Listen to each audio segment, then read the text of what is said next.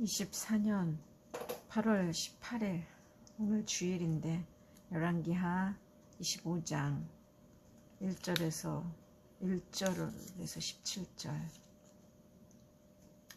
예루살렘의 멸망이 정말 구체적으로 나오고 있다. 어제는 여호야긴 왕, 여호야김의 아들인 여호야긴 왕이 18살 때 석 달 다스리고 겨우 악을 석 달 동안 무슨 또 악을 그렇게 행해. 그러니까 악한 하나님께서 멸망을 예언을 하셨고 그 말씀대로 이루어 가실 거니 너희들은 내 말을 듣고 회개해라. 그리고 하라는 대로 해라. 이렇게 하는데도 불구하고 하나님 말을 안 듣는 거예요. 그러니까 괜찮을 거라고 생각하는 그런 안일함, 영적인 안일함이 여호야긴에게도 있었고 그는 결국 바벨론으로 끌려가고 또 그 다음에 이제 와서 끌려갈 때 뭐 그냥 끌려가는 게 아니라 성전의 모든 보물, 왕궁 보물 다 남아있는 거 다 끌고 파괴하고 그렇게 해서 그 다음에 기술자들 보면 지도자와 모든 용사 10,000명과 모든 장인과 모든 장인, 이 이스라엘 사람들이 얼마나 손재주가 또 좋아. 이런 장인들 대장장이 사로잡아가서 정말 비천한 자 외에는 그 땅에 남은 자가 없게 만드는 것은 무슨 일이라도 할 수 있는 좋은 기술이 있는 자들은 다 데려가서 거기서 다 자기네들 나라를 위해서 그 나라 신을 위해서 그 나라 영광과 도시 개발을 위해서 다 쓰려고 그랬다는 거 아니야. 사로잡아 가면서 모든 용감한 자도 데려가고 어떻게 여호와 보시기에 악을 행해서 그러면서 이제 시드기야는 이제 여호야긴의 삼촌인데 시드기야가 나이가 많진 않아. 나이가 21세였어. 그러면 여호야긴하고 그닥 나이 차이가 없는 거야. 지금 여호야긴이 조카인데 여호야김 형이 나이가 많고 18세인데 결혼을 일찍 했나봐. 근데 시드기야가 삼촌인데 21세라 둘이 겨우 3살 차이밖에 안 나는 비슷한 뭐 아들이나 매 한 가지면 어린 아들을 또 21세인 애를 왕으로 앉혀놓고 갔는데 21세 때 시드기야가 만약에 이제 결혼을 했다면 애들이 아직 어렸겠지. 뭐 한 2-3살 정도.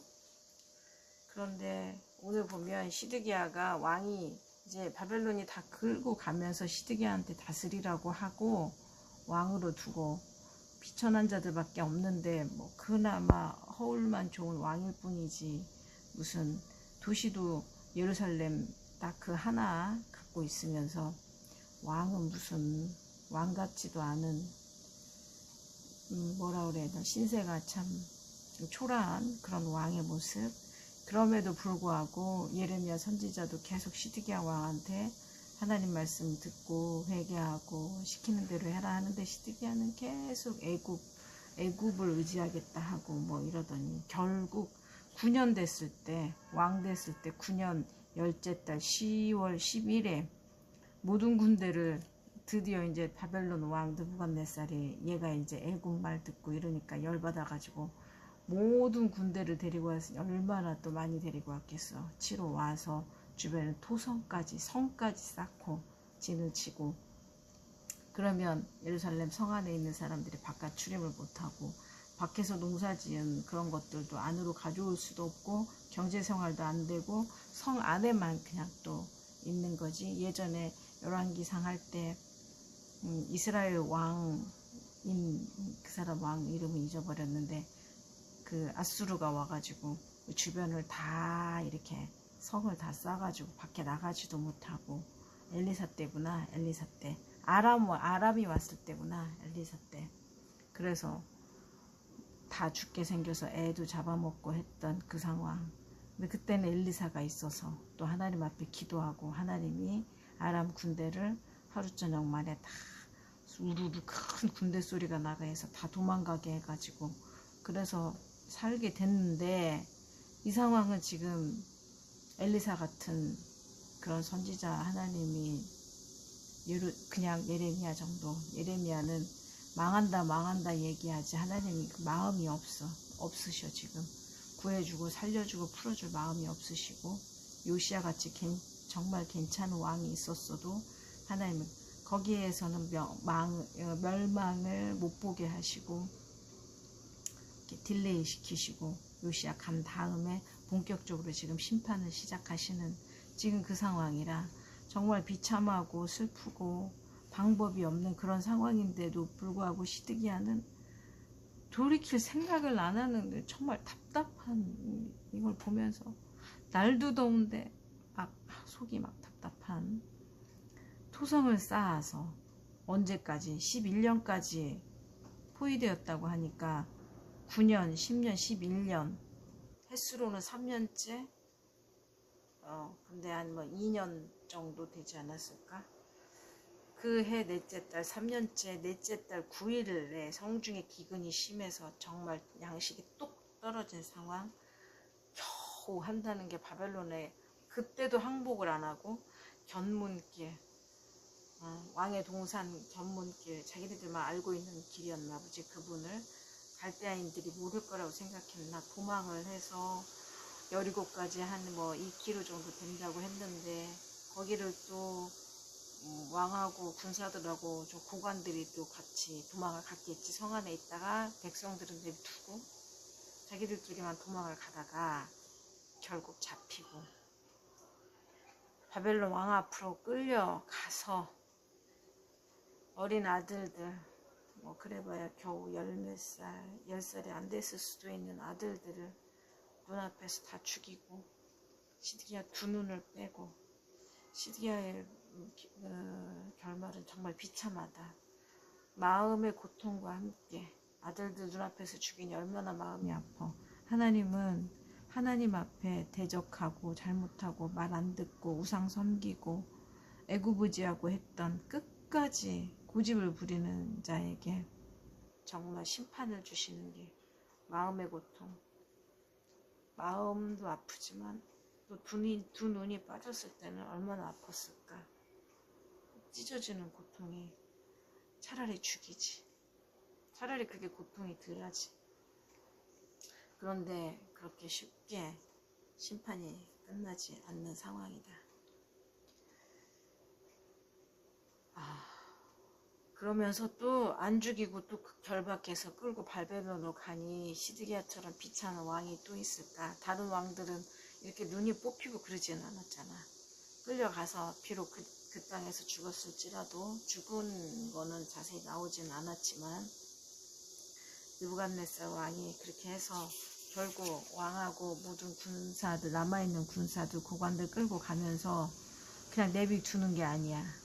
그냥 성전도 불사르고, 이 악한 사람들은 왕궁도 자기네들이 점령했다는 그 과시를 하려고 그러는 것 같아.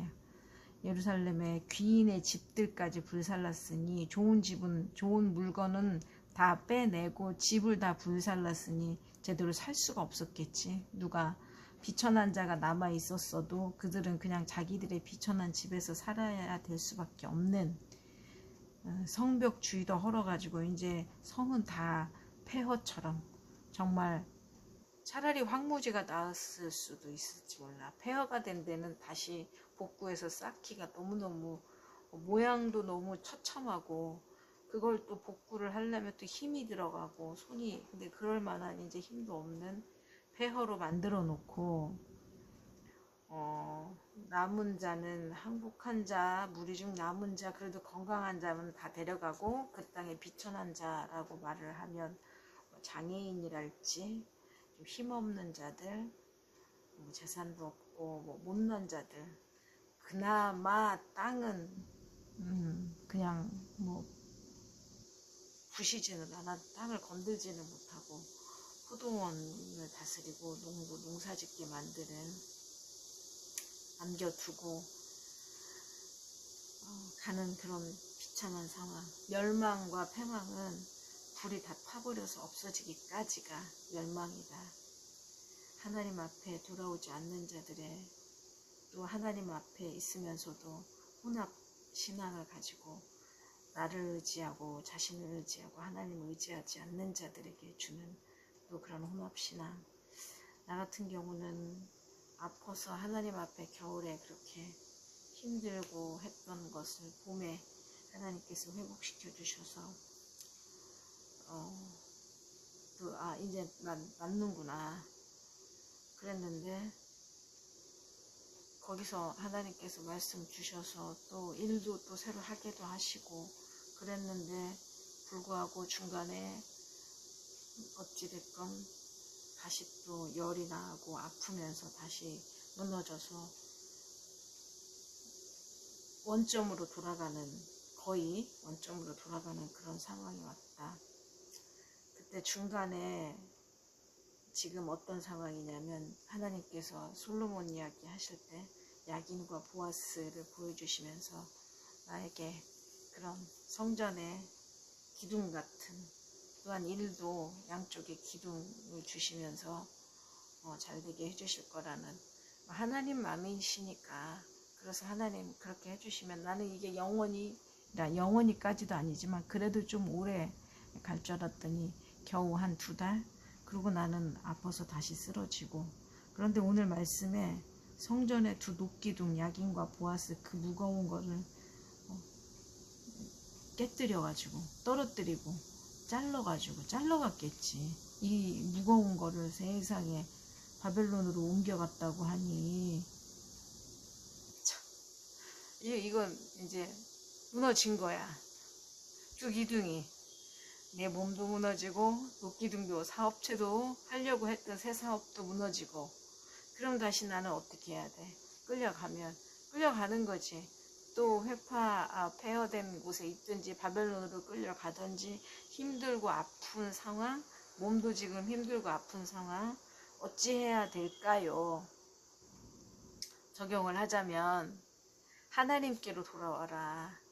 자, 하나님이 이렇게도 행하시고, 하나님은 살리기도 하시고 죽이기도 하시고, 하나님이 일을 더 풍성하게 일을 일으키기도 하시고 일을 덮게도 하시고, 몸이 아프게도 하시고 몸을 낫게도 하시고 아프지 않고 계속 가게도 하시고, 그 하나님의 주권이신 거야. 안 고쳐준다고 그래서 하나님이 나를 안 사랑하시는 게 아니지.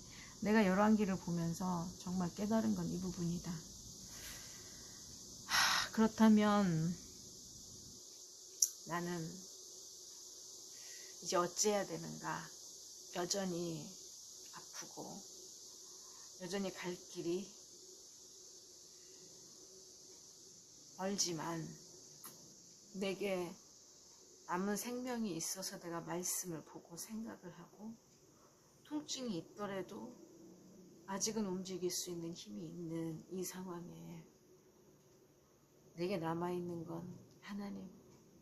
아무것도 없어도 하나님 한 분, 하나님만 의지하고 하나님과 함께하고, 하나님 때문에 다른 게 몸이 완전히 회복이 되지 않았어도, 재산이 막 불어나지 않았어도, 20년째 드리는 30년째 드리는 기도에 응답해 주시지 않았어도 하나님 한 분만 있으면 되지 않느냐 하는 거를 다시 또 그 겨울에 12월에 병원의 병상에서 하나님께서 주셨던 그 마음을 이 여름에, 이 무더운 여름에 하나님 또 나한테 주신다. 되돌아가는 거지. 하나님께로 다시 또, 하나님 마음이시니까, 하나님 주권이고 하나님 통치하시니까. 그렇다면 내가 지금 할 수 있는 건 뭘까? 말씀은 볼 수 있고 입으로 이야기할 수 있고 이렇게 녹음할 수 있고 기도도 할 수 있고, 누워서 하든 서서 하든 아프면 마사지 가서 받고 와서 하든 하나님께서 기도할 사명을 주셨으면 기도하면 되는 거지. 뒷일은 하나님이 하시겠지. 우리 아버지가 주권하시니까. 왜 아프고 힘든 채로 바벨론으로 가도 내가 거기서 너희들 책임질 거다. 하나님이 하시기 때문에. 하나님 알겠습니다. 내일이면 열왕기 하가 끝나는데 성전이 다 파괴됐고 야긴 부하수도 무너졌고 열왕기 하에 보면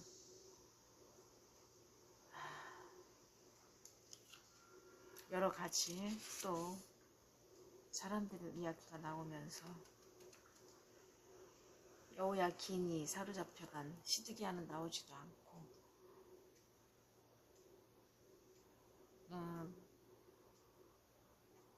바벨론 왕이 다 감옥에서 나오게 해서 다시 그래도 살게 하시는 그런 희망의 신락 같은 끈을 보여주신다.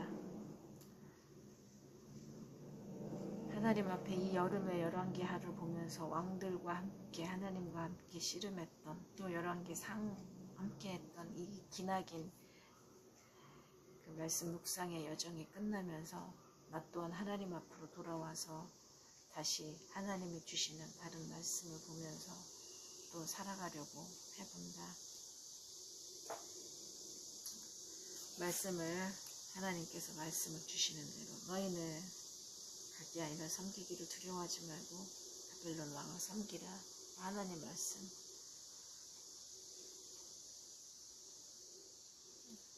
모든 것은 하나님이 모든 사람도 운행하신다. 하나님 앞에 복종합니다.